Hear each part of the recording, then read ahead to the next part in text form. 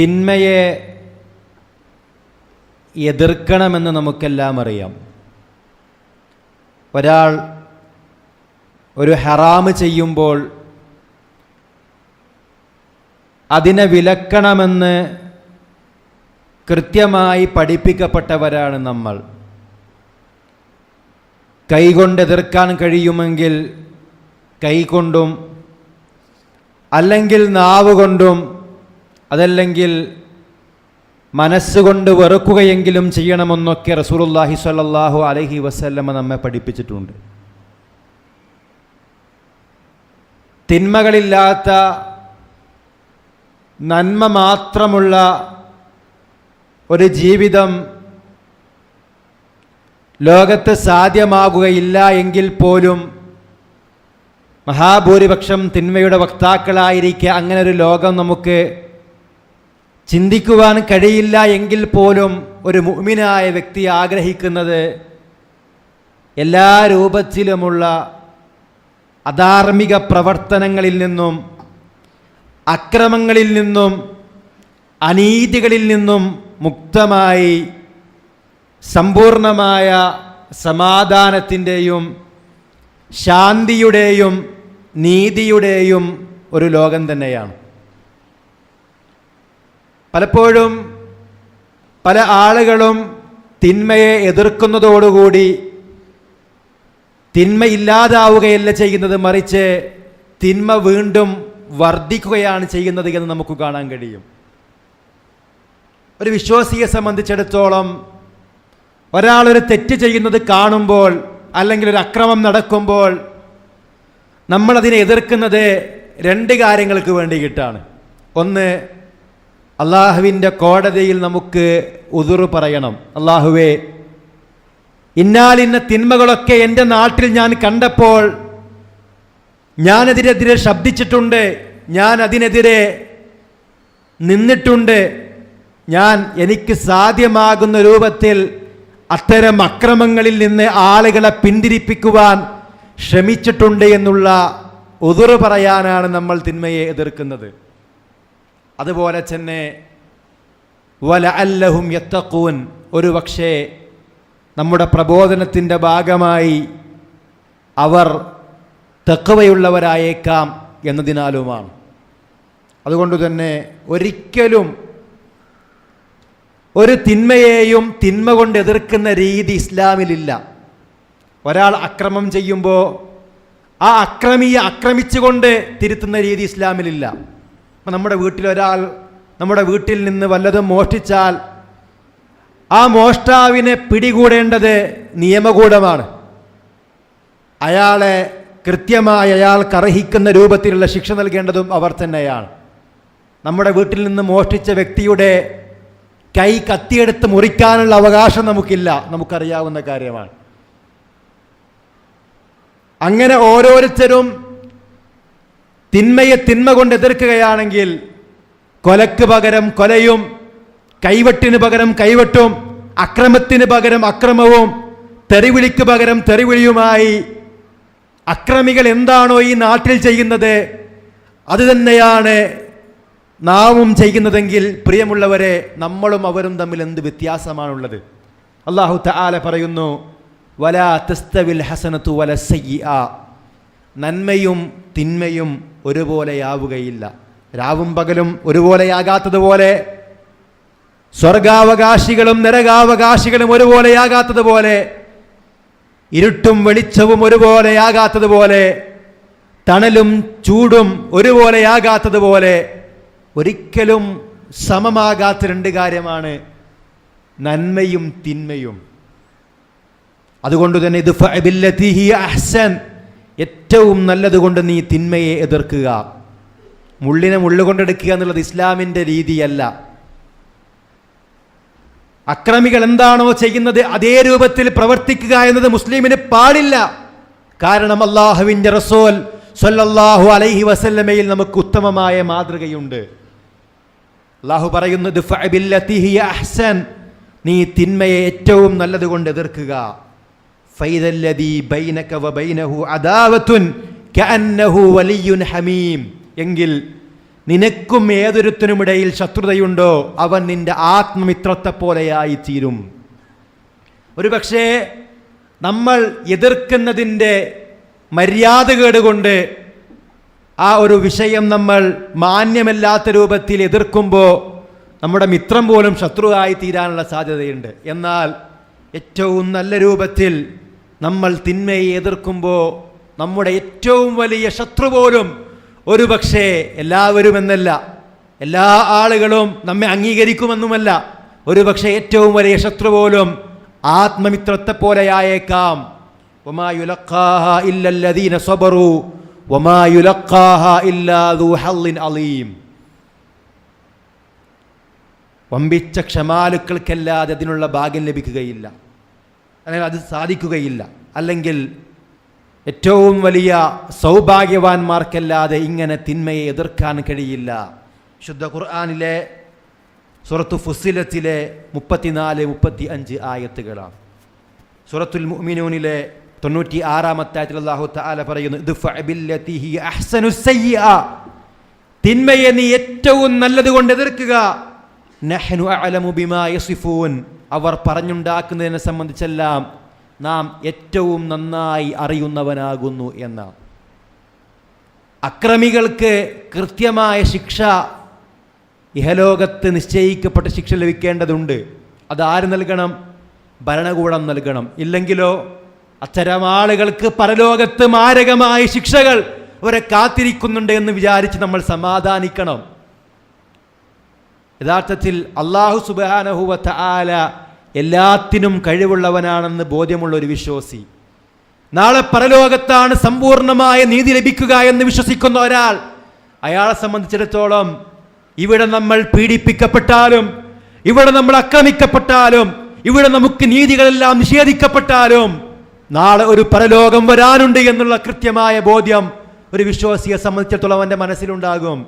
ഇഹലോകത്ത് താൻ ആക്രമിക്കപ്പെടുന്നുവെങ്കിൽ, തൻ്റെ സമുദായം ആക്രമിക്കപ്പെടുന്നുവെങ്കിൽ അതിനെല്ലാം ഇവിടെ നിന്ന് എന്നെ കൊണ്ട് കഴിയുന്ന രൂപത്തിലെല്ലാം ഞാൻ തിരിച്ചും ആക്രമിക്കുമെന്ന ചിന്ത ഒരു വിശ്വാസിയെ സംബന്ധിച്ചിടത്തോളം ഉണ്ടാവുകയില്ല. അല്ലാഹുവിൻ്റെ റസൂൽ സ്വല്ലല്ലാഹു അലൈഹി വസല്ലമയും സ്വഹാബിമാരും മക്കയിൽ കിരാതമായി മർദ്ദിക്കപ്പെട്ടു. ശഅബ് അബീ ത്വാലിബിന്റെ താഴ്വരയിൽ 3 വർഷം പച്ചവെള്ളവും പച്ചിലകളും ഭക്ഷിച്ചവർ ജീവിച്ചു എന്ന് കാണാൻ കഴിയും. കന്നുകാലികൾ കാഷ്ടിക്കുന്നത് പോലെ കാഷ്ടിക്കുമാറ് അത്രയും വലിയ ഉപരോധം അവർക്ക് ഏർപ്പെടുത്തി. പല സ്വഹാബിമാരെയും ക്രൂരമായി മർദ്ദിച്ചു. എന്തിൻ്റെ പേരിൽ? എന്തെങ്കിലും ഒരു തിന്മയതിൻ്റെ പേരിലല്ല. ആ മക്കയിൽ നിന്ന് അവർ നാട് കടത്തപ്പെട്ടു. അല്ലദീന ഉഖ്രിജൂ മിൻ ദിയാരിഹിം ബിഗൈരി ഹഖ്ഖിൻ, ഒരു ന്യായവുമില്ലാതെ, ഇല്ല അൻ യഖൂലു റബ്ബുനല്ലാഹ്, ഞങ്ങളുടെ റബ്ബ് അല്ലാഹു ആണെന്ന് പ്രഖ്യാപിച്ചതിൻ്റെ പേരിൽ. അല്ലാഹുവിൻ്റെ റസൂൽ സ്വല്ലല്ലാഹു അലൈഹി വസല്ലമയ്ക്ക് ധൈര്യമില്ലാഞ്ഞിട്ടാണോ അല്ലാഹുവിൻ്റെ റസൂൽ സ്വല്ലല്ലാഹു അലൈഹി വസല്ലമ മക്കയിൽ നിന്ന് അവരോട് പ്രതികാരം ചെയ്യാതിരുന്നത്? അല്ലാഹുവിൻ്റെ റസൂൽ സ്വല്ലല്ലാഹു അലൈഹി വസല്ലമയുടെ കൂടെ ധൈര്യവും ചങ്കൂറ്റവും ആരോഗ്യവുമുള്ള സ്വഹാബിമാരില്ലാഞ്ഞിട്ടാണോ അവർ തിരിച്ചാക്രമിക്കാതിരുന്നത്? എന്തുകൊണ്ടാ? അതിലൊക്കെ നമുക്ക് കൃത്യമായ മാതൃകയുണ്ട്. അത്തരം ഘട്ടങ്ങളിൽ നമ്മൾ ക്ഷമിക്കേണ്ടതുണ്ട്. യുദ്ധമെന്നുള്ളത് അതിൻ്റെ സാഹചര്യങ്ങളിൽ മാത്രമുള്ളതാണ്. ഇങ്ങോട്ട് ആക്രമിക്കുമ്പോൾ തിരിച്ചാക്രമിക്കാനല്ല അല്ലാഹു സുബ്ഹാനഹു വ തആല നമ്മെ പഠിപ്പിക്കുന്നത്, റസൂലുള്ളാഹി സ്വല്ലല്ലാഹു അലൈഹി വസല്ലമ പഠിപ്പിക്കുന്നത്. എപ്പോഴും ഒരു വിശ്വാസിയെ സംബന്ധിച്ചിടത്തോളം ശത്രുക്കൾ ഇങ്ങോട്ടെങ്ങനെ അതേപോലെ തിരിച്ചങ്ങോട്ട് എന്ന രീതിയല്ല. ഇപ്പോൾ ഫേസ്ബുക്കിൽ മുഹമ്മദ് നബി സല്ലല്ലാഹു അലൈഹി വസല്ലമയെ പറ്റി മോശമായി ഒരാളൊരു പോസ്റ്റ് ഇടുമ്പോൾ നമ്മളും അതുപോലെ മറ്റൊരു പോസ്റ്റ് ഇടലല്ല. ട്രോളുകളിലൂടെ ഇസ്ലാം പ്രബോധനം ചെയ്യലല്ല. സിനിമയുടെ ഭാഗങ്ങളൊക്കെ കട്ട് ചെയ്തെടുത്ത് അത്തരം ചിത്രങ്ങളും കാർട്ടൂണുകളുമൊക്കെ ശേഖരിച്ച് അത് വലിയ സംഭവമാണെന്ന് കരുതി ആ രൂപത്തിൽ ഇസ്ലാമിനെ പരിചയപ്പെടുത്തുന്ന ആളുകൾ, ആ രൂപത്തിൽ ഇസ്ലാമിനെ എതിർക്കുന്നവരെ എതിർക്കുന്ന ആളുകൾ, ഒരിക്കലും ഒരു വിശ്വാസിയെ സംബന്ധിച്ചിടത്തോളം അതൊന്നും അംഗീകരിക്കാൻ കഴിയില്ല. നമുക്ക് ലക്ഷ്യം മാത്രം നന്നായ പോരാ, മാർഗവും നന്നാകണം. ഇസ്ലാമിലേക്ക് ആളുകൾ വരാൻ, ഇസ്ലാമിനെ പ്രതിരോധിക്കാൻ ഏത് രീതിയും നമുക്ക് പാടില്ല. മറിച്ച് മാർഗവും വളരെ പ്രധാനമാണെന്ന് നമ്മൾ മനസ്സിലാക്കേണ്ടതുണ്ട്.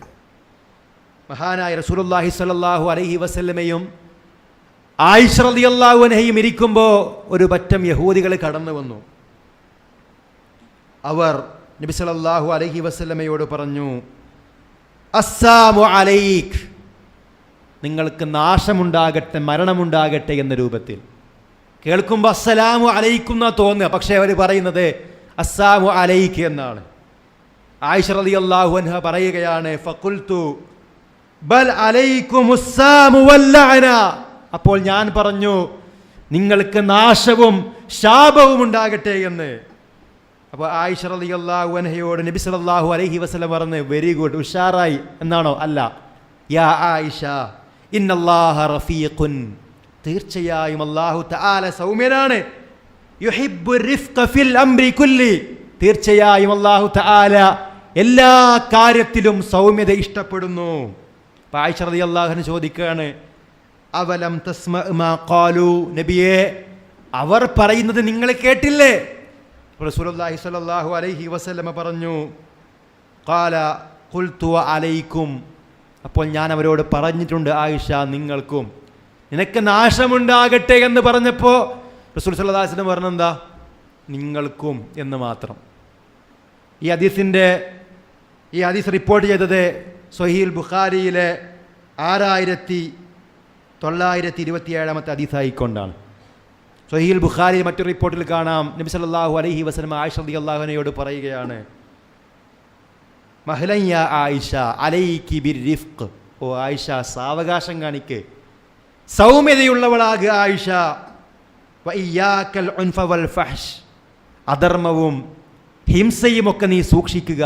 ശേഷം നബി സ്വല്ലല്ലാഹു അലൈഹി വസല്ലം പറയാണ്, ആയിഷ അവർ നമുക്കെതിരെ പ്രാർത്ഥിച്ചത് സ്വീകരിക്കപ്പെടുകയില്ല, എന്നാൽ നമ്മൾ അവർക്കെതിരെ പ്രാർത്ഥിച്ചത് സ്വീകരിക്കപ്പെടും. അതുകൊണ്ട് തന്നെ ഇങ്ങോട്ടൊരാൾ മോശമായി പെരുമാറി നമുക്ക് നാശമുണ്ടാകട്ടെ എന്ന് അവർ പറഞ്ഞാൽ അള്ളാഹ് നമ്മെ നശിപ്പിക്കുകയില്ല എന്ന ആശയം അള്ളാഹുവിൻ്റെ റസൂൽ സ്വല്ലല്ലാഹു അലൈഹി വസല്ലമ ആയിഷ റളിയല്ലാഹു അൻഹയോട് പറഞ്ഞു. നമുക്കറിയാം, നബി സല്ലല്ലാഹു അലൈഹി വസല്ലമയുടെ മുഖത്ത് നോക്കി തബ്ബല്ലക യാ മുഹമ്മദ്, ഓ മുഹമ്മദ് നിനക്ക് നാശമുണ്ടാകട്ടെ എന്ന് പറഞ്ഞ ആളാണ് അബൂലഹബ്. അതിന് മറുപടി പറഞ്ഞ അല്ലാഹു തആലയാണ്, തബ്ബത് യദാ അബീ ലഹബിൻ വതബ്, അബൂലഹബിൻ്റെ ഇരുകരങ്ങളും നശിക്കട്ടെ എന്ന് പറഞ്ഞ് ആയത്തുകൾ ഇറങ്ങിയപ്പോൾ അബൂലഹബിൻ്റെ ഭാര്യ ഉമ്മു ജമീൽ എന്നറിയപ്പെടുന്ന സ്ത്രീ നബി സല്ലല്ലാഹു അലൈഹി വസല്ലമയെ പരിഹസിച്ചുകൊണ്ട് വീണ്ടും ഒരു കവിത രചിച്ചു, അല്ലെങ്കിൽ കവിത പാടി. മുദമ്മമുൻ ആബൈന വദീനഹു ഖാലൈന വഅംറഹു അസൈന, മുഹമ്മദ് എന്ന വ്യക്തി സല്ലല്ലാഹു അലൈഹി വസല്ലം ആ ഒരു പേരിന് പകരം മുദമ്മം എന്നാക്കി. മുഹമ്മദ് എന്ന് പറഞ്ഞാൽ സ്തുതിക്കപ്പെട്ടവൻ എന്നാണ് അർത്ഥം, എന്നാൽ മുദമ്മം എന്ന് പറഞ്ഞാൽ ആക്ഷേപിക്കപ്പെട്ടവൻ എന്നാണ് അർത്ഥം. ഈ ഒരു മുദമ്മമിനെ ഞങ്ങൾ ഒഴിവാക്കുന്നു. വദീനഹു ഖലൈന, അവൻ്റെ ദീൻ ഞങ്ങൾ കൈയൊഴിയുന്നു. വഅംറഹു അസൈന, അവൻ്റെ കൽപ്പനകളൊക്കെ ഞങ്ങൾ ധിക്കരിക്കുന്നു എന്ന് പറഞ്ഞപ്പോൾ സ്വഹാബിമാർ നബിൻ്റെ അടുക്കൽ വന്ന്, നബിയെ കേട്ടല്ലോ അവർ നിങ്ങളെപ്പറ്റി പറയുന്നത്. നബി സല്ലല്ലാഹു അലൈഹി വസല്ലം പറഞ്ഞത്, അതഅജബൂൻ കൈഫ യസ്രിഫുല്ലാഹു അന്നി ശത്മ ഖുറൈശ്, ഖുറൈശികൾ അഥവാ ഇവരുടെ ഈ ഒരു ആരോപണത്തിൽ നിന്ന്, ഈ ഒരു ആക്ഷേപത്തിൽ നിന്ന് അള്ളാഹു എന്നെ എങ്ങനെയാണ് മാറ്റിയതെന്ന് നിങ്ങൾക്കറിയുമോ? അവർ പറയുന്നത് മുദമ്മമായ ഒരു വ്യക്തിയാണ്, ഞാൻ ഒരിക്കലും മുദമ്മമല്ല, ഞാൻ മുഹമ്മദാണ് എന്ന് പറഞ്ഞുകൊണ്ട് അള്ളാഹുവിൻ്റെ റസൂൽ സല്ലല്ലാഹു അലൈഹി വസല്ലം അതിനെതിരെ പ്രതികരിച്ചു. എത്ര മാന്യമായ ഇടപെടലുകളാണ് നബി സല്ലല്ലാഹു അലൈഹി വസല്ലം നടത്തിയിട്ടുള്ളത്. നബി സല്ലല്ലാഹു അലൈഹി വസല്ലമയുടെ പള്ളിയിൽ ഒരാൾ മൂത്രമൊഴിച്ചു. നമ്മൾ ആലോചിച്ച് നോക്കണം, ഇന്ന് നമ്മുടെ പള്ളിയിൽ ഒരു അമുസ്ലിം മൂത്രമൊഴിച്ചാൽ, അല്ലെങ്കിൽ ഒരു മുസ്ലിം അതുപോലെ അവരുടെ ആരാധനയിൽ വല്ലതും ചെയ്തു പോയാൽ ഇവിടെ വർഗീയ കലാപം ഉണ്ടാകുന്നതിൽ നമുക്ക് സംശയമില്ല. നബി സല്ലല്ലാഹു അലൈഹി വസല്ലമയുടെ പള്ളിയിൽ ഖാമ അറാബിയുൻ ഫബാല ഫിൽ മസ്ജിദ്, എഴുന്നേറ്റ് നിന്ന് മൂത്രമൊഴിച്ചു. തടയാൻ ശ്രമിച്ചപ്പോൾ സ്വഹാബിമാരുടെ നബി പറഞ്ഞു അയാളെ വെറുതെ വിടുക, അത് അവിടെ പോയി വെള്ളമൊഴിക്കാൻ വേണ്ടി പറഞ്ഞു. നബി സ്വല്ലല്ലാഹു അലൈഹി വസല്ലം പറയാ, ഫഇന്നമാ ബുഇസ്തും മുയസ്സരീൻ, നിങ്ങൾ നിയോഗിക്കപ്പെട്ടവർ എളുപ്പമുണ്ടാക്കാനാണ്. വലം തുബഅസു മുഅസ്സിരീൻ, പ്രയാസമുണ്ടാക്കാനല്ല നിങ്ങൾ നിയോഗിക്കപ്പെട്ടത്. ശേഷം നബി സല്ലല്ലാഹു അലൈഹി വസല്ലമ ആ വ്യക്തിയെ കണ്ട് രഹസ്യമായി ഉപദേശിച്ചു.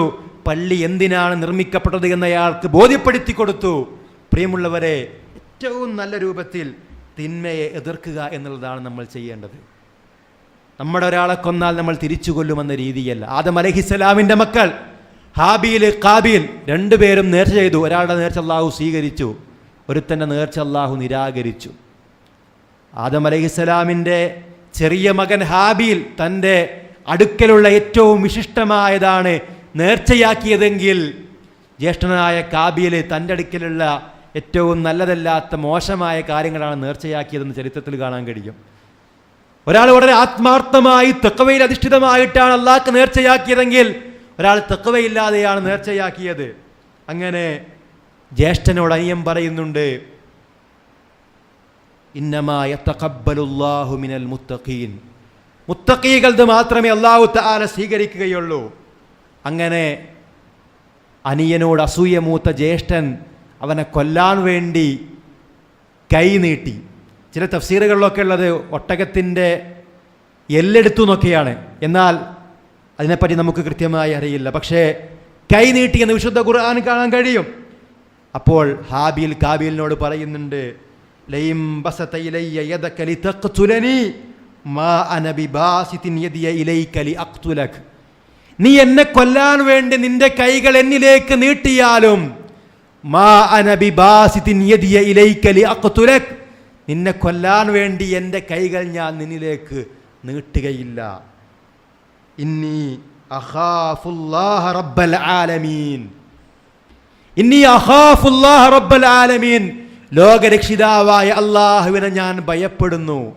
എത്ര കൃത്യമാണ് കാര്യങ്ങൾ. സൂറത്തുൽ മാഇദയിലെ 27-28 ആയത്തുകളാണ് അല്ലെ. നീ എൻ്റെ നേരെ കൈ ചൂണ്ടിയാൽ ആ കൈ ചൂണ്ടിയത് ഓർമ്മ ഉണ്ടാവുള്ളൂ എന്നല്ല പറഞ്ഞത്, ആ കൈ ഞാൻ വിട്ടുന്നല്ല പറഞ്ഞത്. നീ എനിക്കെതിരെ കൈ ചൂണ്ടിയാൽ, എനിക്കെതിരെ കൈ നീട്ടിയാൽ, ഇല്ല, നിന്നെപ്പോലെയല്ല ഞാൻ. ഇന്നി അഖാഫുല്ലാഹ റബ്ബൽ ആലമീൻ, ലോകരക്ഷിതാവായ അള്ളാഹുവിനെ ഞാൻ ഭയപ്പെടുന്നു എന്നാണ് ഹാബീൽ പറഞ്ഞിട്ടുള്ളത്. എന്നിട്ടും തൻ്റെ അനിയൻ അവൻ കൊന്നു. ലോകത്തുള്ള കൊലപാതകങ്ങളുടെ ഒരു വിഹിതം ആദമിൻ്റെ പുത്രനുണ്ട് എന്ന് റസൂലുള്ളാഹി സ്വല്ലല്ലാഹു അലൈഹി വസല്ലമ പറയുന്നതായി നമുക്ക് കാണാൻ കഴിയും. അതുകൊണ്ട് പ്രിയമുള്ളവരെ, നമുക്ക് കൃത്യമായ നിർദ്ദേശങ്ങളുണ്ട്. തോന്നിയ രൂപത്തിൽ ചെയ്യേണ്ടവരല്ല നമ്മൾ. ഏത് വിഷയത്തിലും കൃത്യമായ മാതൃക. ലഖദ് കാന ലക്കും ഫീ റസൂലില്ലാഹി ഉസ്വത്തുൻ ഹസന, തീർച്ചയായും നിങ്ങൾക്ക് അല്ലാഹുവിൻ്റെ റസൂലിൽ ഉത്തമമായ മാതൃകയുണ്ട് എന്ന് അല്ലാഹു സുബ്ഹാനഹു വ തആല സൂറത്തുൽ അഹ്സാബിലെ 21-ാമത്തെ ആയത്തിൽ പഠിപ്പിക്കുന്നുണ്ട്. വലാ തഖ്തുലുൻ നഫ്സല്ലതീ ഹറമല്ലാഹു ഇല്ലാ ബിൽ ഹഖ്, അല്ലാഹു പവിത്രമാക്കിയ ജീവനെ നിങ്ങൾ അന്യായമായി ഹനിച്ചു കളയരുത്. സൂറത്തുൽ അൻആമിലെ 151-ാമത്തെ ആയത്താണ്. ന്യായമായ കൊലപാതകമുണ്ട്. എപ്പോഴാണത്? ഒരാളെ മറ്റൊരാൾ കൊന്നാൽ ഇസ്ലാമിക ഗവൺമെൻറ്റിന് അല്ലെങ്കിൽ ഗവൺമെൻറ്റുകൾക്ക് അയാളെ കൊല്ലാം.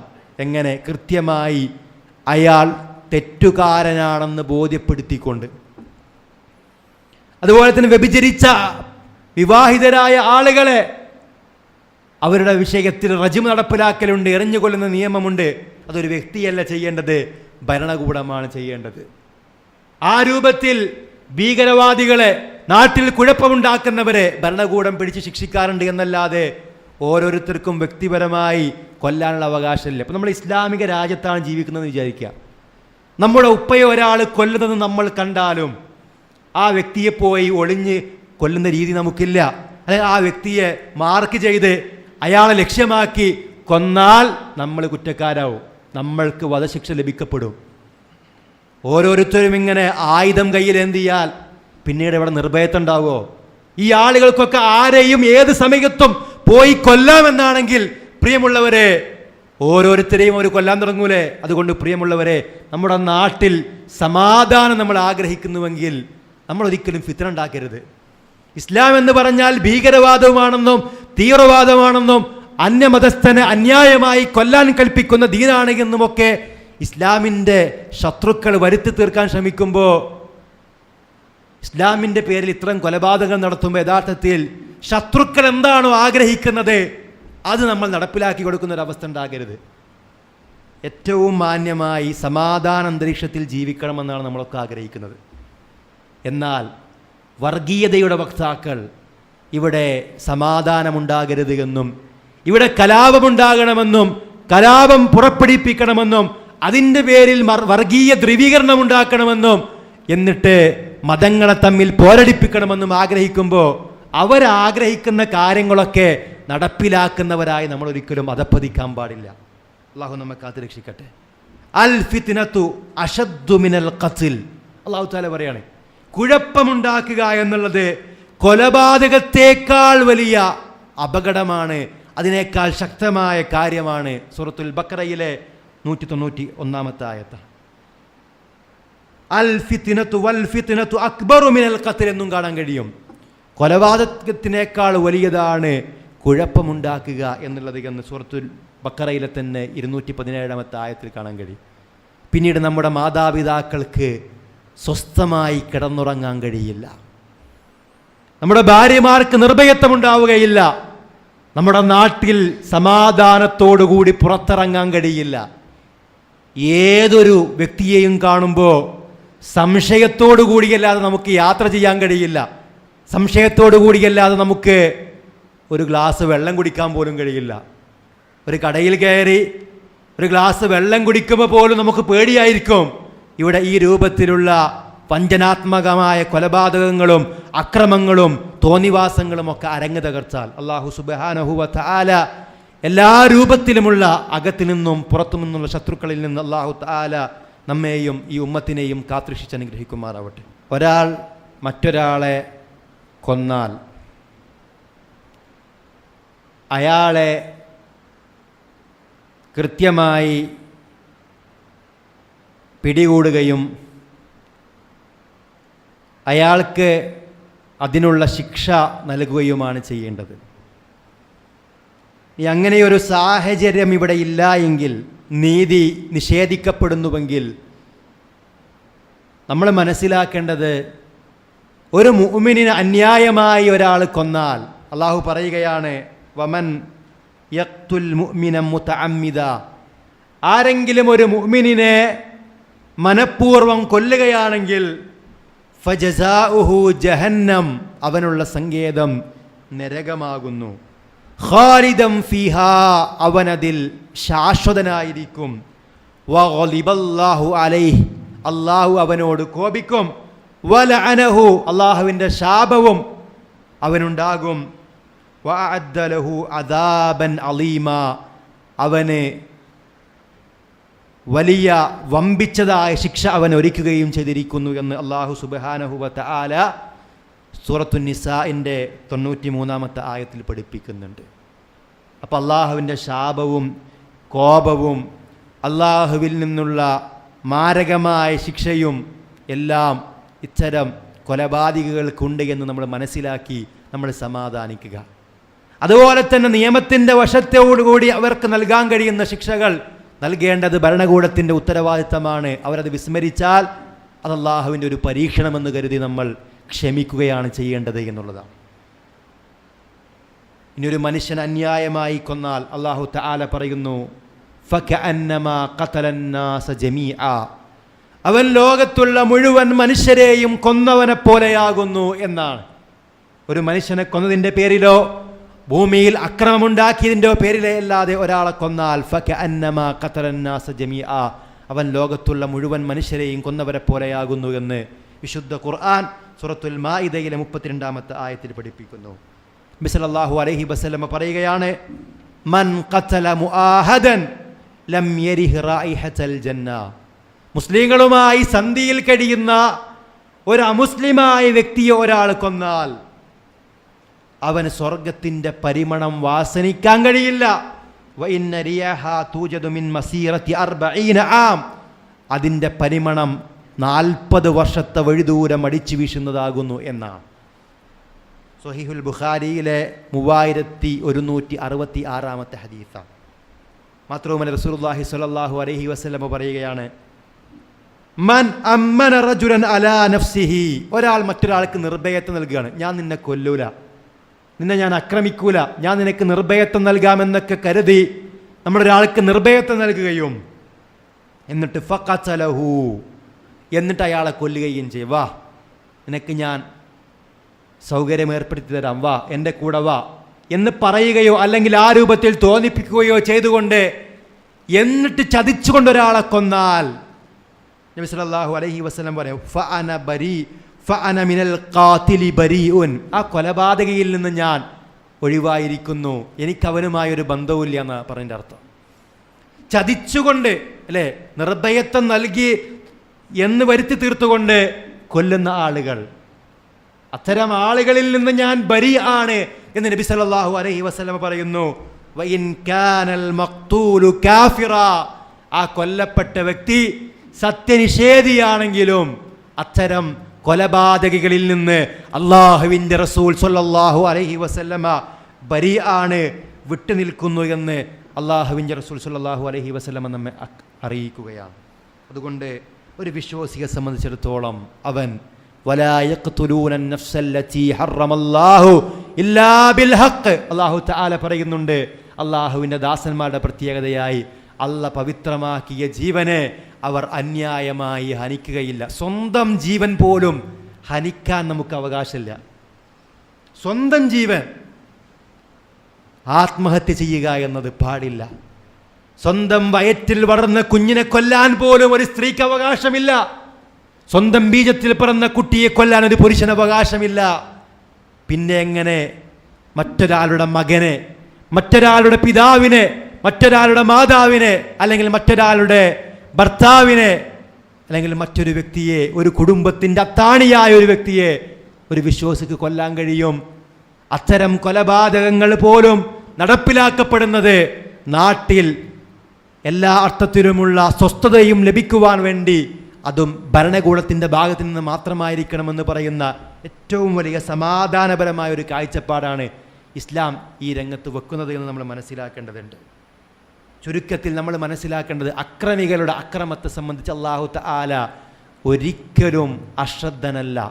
വലാ തഹ്സബന്നല്ലാഹ ഗാഫിലൻ അമ്മാ യഅമലുൽ ളാലിമൂൻ, അക്രമികൾ പ്രവർത്തിക്കുന്നതിനെ സംബന്ധിച്ച് അല്ലാഹു അശ്രദ്ധനാണെന്ന് നീ വിചാരിക്കരുത്.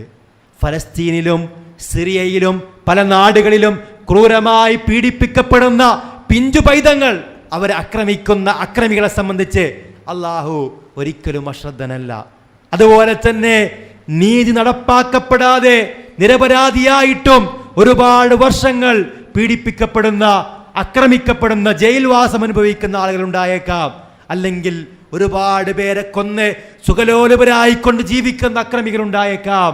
എന്നാലും പ്രിയമുള്ളവരെ, അല്ലാഹു തആല എല്ലാവർക്കും കൃത്യമായി നീതി നടപ്പിലാക്കും. പരലോകത്ത് സമ്പൂർണമായ നീതിയുണ്ടാകും. സുമ്മ തുവഫാ കുല്ലു നഫ്സിൻ മാ കസബത്, അന്ന് ഏതൊരു നഫ്സിനും അത് സമ്പാദിച്ചത് സമ്പൂർണമായി നൽകപ്പെടും. വഹും ലാ യുദ്ലമൂൻ, ഒട്ടും അനീതി ചെയ്യപ്പെടുകയില്ല. നബി സല്ലല്ലാഹു അലൈഹി വസല്ലം പറയാണ്, കൊമ്പുള്ള ഒരു ആട് കൊമ്പില്ലാത്തൊരു ആടിനെ ആക്രമിച്ചിട്ടുണ്ടെങ്കിൽ അവക്കിടയിൽ പോലും കൃത്യമായി പ്രതിക്രിയ ചെയ്യിപ്പിക്കുന്നൊരു ലോകം കടന്നു വരാനുണ്ട് എന്ന കൃത്യമായ ബോധ്യമുള്ളവരാണ് നമ്മൾ. അതുകൊണ്ട് പ്രിയമുള്ളവരെ, അള്ളാഹുവിനെ ഭയപ്പെട്ടുകൊണ്ട് ഭൂമിയിൽ കുഴപ്പമുണ്ടാക്കാതെ ജീവിക്കുക. തിൽക്കദ്ദാറുൽ ആഖിറ നജഅലുഹാ ലില്ലദീന ലാ യുരീദൂന ഉലുവൻ ഫിൽ അർളി വലാ ഫസാദാ വൽ ആഖിബതു ലിൽ മുത്തഖീൻ. തീർച്ചയായും അല്ലാഹു തആല ആ സ്വർഗ്ഗലോകം, അന്തിമ ഭവനം ഒരുക്കിയിട്ടുള്ളത് ഭൂമിയിൽ കുഴപ്പം ആഗ്രഹിക്കാത്ത, ഭൂമിയിൽ ഔന്നിത്യം ആഗ്രഹിക്കാത്ത ആളുകൾക്ക് വേണ്ടിയിട്ടാണ്. വൽ ആഖിബതു ലിൽ മുത്തഖീൻ, മുത്തഖീങ്ങൾക്കാകുന്നു ഏറ്റവും നല്ല പര്യവസാനമെന്ന് അല്ലാഹു തആല അറിയിക്കുന്നു സൂറത്തുൽ ഖസസിന്റെ 83-ാമത്തെ ആയത്തിൽ. അതുകൊണ്ട് അല്ലാഹുവിനെ സൂക്ഷിക്കുക, അല്ലാഹു സുബ്ഹാനഹു വ തആലയുടെ കൽപ്പനകൾ നെഞ്ചേറ്റുക, റസൂലുള്ളാഹി സ്വല്ലല്ലാഹു അലൈഹി വസല്ലമയുടെ സുന്നത്തുകൾ ജീവിതത്തിൻ്റെ ഭാഗമാക്കുക. അല്ലാഹു തആല നമ്മെ അനുഗ്രഹിക്കുമാറാവട്ടെ.